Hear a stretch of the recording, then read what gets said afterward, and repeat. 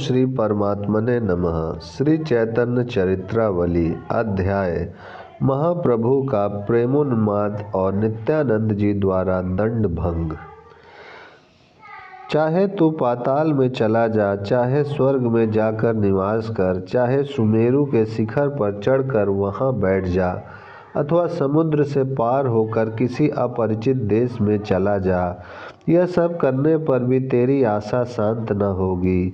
यदि तू सचमुच अपना कल्याण चाहता है, यदि वास्तव में तेरी आधी व्याधि और जरा मृत्यु के भय से बचने की इच्छा है, तो श्री कृष्ण रूपी रसायन का सेवन कर।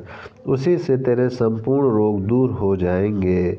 अन्य व्यर्थ के उपायों में लगे रहने से क्या लाभ। छत्र भोग में उस रात्रि को बिताकर प्रभु प्रातःकाल अपने नित्य कर्म से निवृत्त हुए। उसी समय रामचंद्र खां ने समाचार भेजा कि प्रभु को पार करने के लिए घाट पर नाव तैयार है। इस समाचार को पाते ही प्रभु अपने साथियों के सहित नाव पर जाकर बैठ गए। मल्लाहों ने नाव खोल दी। महाप्रभु आनंद के सहित हरि ध्वनि करने लगे। भक्तों ने भी प्रभु की ध्वनि में अपनी ध्वनि मिलाई। उस गगन भेदी ध्वनि की प्रतिध्वनि जल में सुनाई देने लगी। दसों दिशाओं में से वही ध्वनि सुनाई देने लगी। तब प्रभु ने मुकुंद दत्त से संकीर्तन का पद गाने के लिए कहा। मुकुंद अपने मीठे स्वर से गाने लगे। हरि हरे नमः, कृष्णाय यादवाय नमः, गोपाल गोविंद राम श्री मधुसूदन। अन्य भक्त भी मुकुंद की ताल में ताल मिलाकर इसी पद का संकीर्तन करने लगे। महाप्रभु आवेश में आकर नाव में ही खड़े होकर नृत्य करने लगे। नौका नृत्य के वेग को न सह सकने के कारण डगमग डगमग करने लगी। सभी मल्लाह घबराने लगे कि हमारी नाव इस प्रकार के नृत्य से तो डूब ही जाएगी। उन्होंने कहा, सन्यासी बाबा, हमारे ऊपर दया करो। उस पार पहुंचकर जी चाहे जितना नृत्य कर लेना। हमारी नाव को पार भी लगने दोगे या बीच में ही डुबा दोगे। इस प्रकार मल्लाह कुछ क्षोभ के साथ दीन वचनों में प्रार्थना कर रहे थे, किंतु महाप्रभु किसी की सुनने वाले थे। वे उनकी बातों को अनसुनी करके निरंतर श्री कृष्ण कीर्तन करते ही रहे। तब तो नाविकों को बड़ा भारी आश्चर्य हुआ कि यह सन्यासी हमारी बात तक नहीं सुनता और उसी प्रकार प्रेम में विह्वल होकर नृत्य कर रहा है। उन्होंने कुछ भय दिखाते हुए विवशता और कातरता के स्वर में कहा, महाराज, आप हमारी बात को मान जाइए। नाव में इस प्रकार उछल उछल कर नृत्य करना ठीक नहीं है। आप देखते नहीं, उस पार घोर जंगल है। उसमें बड़े बड़े खूंखार भेड़िए तथा जंगली सूअर रहते हैं। आपकी आवाज़ को सुनकर वे दौड़ आवेंगे। जल के भीतर मगर और घड़ियाल है। नदी में चारों ओर नावों पर चढ़कर डाकू चक्कर लगाते रहते हैं।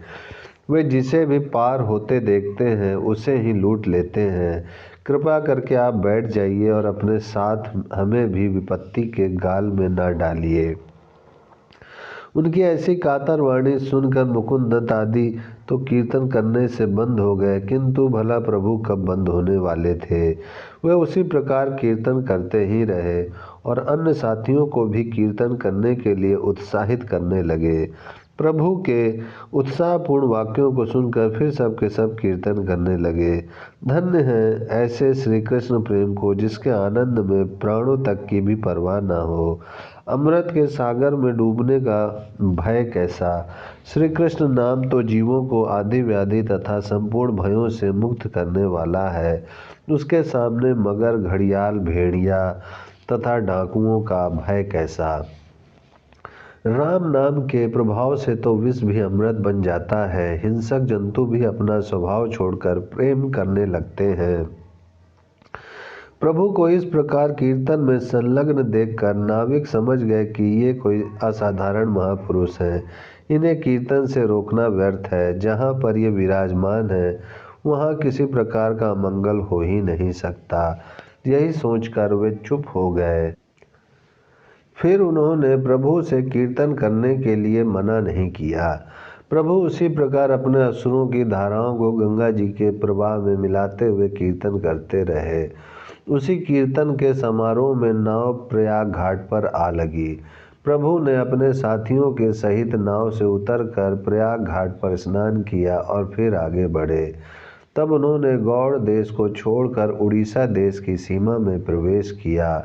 आज प्रभु ने अपने साथियों से कहा, तुम लोग सब यहीं बैठो, आज मैं अकेला ही भिक्षा करने जाऊंगा। प्रभु की बात को टाल ही कौन सकता था। सबने इस बात को स्वीकार किया। प्रभु अपने रंगे वस्त्र की झोली बनाकर भिक्षा मांगने चले। यह हम पहले ही बता चुके हैं कि उड़ीसा तथा बंगाल में बने बनाए अन्न की भिक्षा देने की परिपाटी नहीं है। अब तो कुछ कुछ लोग सीखने भी लगे हैं। भट्टाचार्य ब्राह्मण सन्यासी को बने बनाए सिद्ध अन्न की भिक्षा देने लगे हैं। पहले तो लोग सूखा ही अन्न भिक्षा में देते थे। ग्रामवासी स्त्री पुरुष प्रभु की झोली में चावल दाल और चिवड़ा आदि डालने लगे। प्रभु जिसके भी द्वार पर जाकर नारायण हरि कहकर आवाज लगाते, वह बहुत सा अन्न लेकर उन्हें देने के लिए दौड़ा आता। उनके अद्भुत रूप लावण को देखकर सभी स्त्री पुरुष चकित रह जाते और एकटक भाव से प्रभु को ही निहारते रहते। उनके चेहरे पर इतना अधिक आकर्षण था कि जो भी एक बार उनके दर्शन कर लेता, वही अपना सर्वस्व प्रभु के ऊपर निछावर कर देने की इच्छा करता। जिसके घर में जो भी उत्तम पदार्थ होता, वही लाकर प्रभु की झोली में डाल देता। इस प्रकार थोड़ी ही देर में प्रभु झोली भर गई। विवश होकर कई आदमियों की भिक्षा लौटानी पड़ी, जिससे प्रभु को भी कुछ दुख सा हुआ। वे अपनी भरी हुई झोली को लेकर बाहर बैठे हुए अपने भक्तों के समीप आए। नित्यानंद जी भरी हुई झोली को देखकर हंसने लगे। अंत में जगदानंद जी ने प्रभु से झोली लेकर भोजन बनाया और सभी ने साथ बैठकर बड़े ही आनंद के सहित उस महाप्रसाद को पाया। भोजन करके आगे बढ़े। आगे चलकर पुरी जाने वाली सड़क पर उन्होंने कर गृह देखा। वहां पर राजा की ओर से प्रत्येक यात्री पर कुछ नियमित शुल्क लगता था, तब यात्री आगे जा सकते थे। उस समय शुल्क लेने वाले अधिकारी यात्रियों से शुल्क लेने में इतनी अधिक कठोरता करते थे कि बिना नियमित द्रव्य लिए वे किसी को भी आगे नहीं जाने देते थे। यहाँ तक कि वे साधु सन्यासियों तक से भी कर वसूल करते थे। प्रभु को भी उन लोगों ने आगे जाने से रोका और कहने लगे, ओम शांति शांति शांति।